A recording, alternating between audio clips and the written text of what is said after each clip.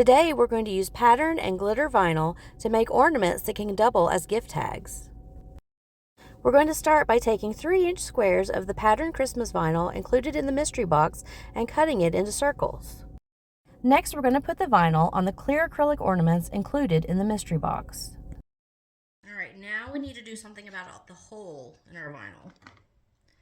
So, if you have a crocodile, they are the handiest things ever, and they are hole punchers. So, there is a small side and a large side. I'm going to take the small side, I'm going to line it up, I'm going to punch right through it.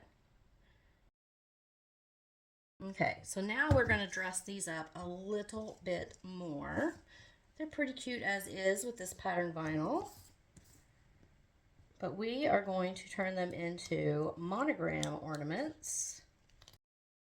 And I am using the gold adhesive vinyl that is included in the mystery box.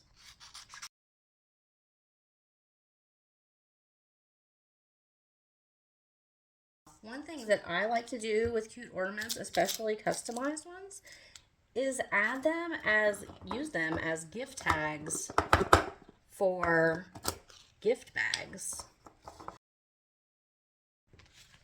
How cute is that?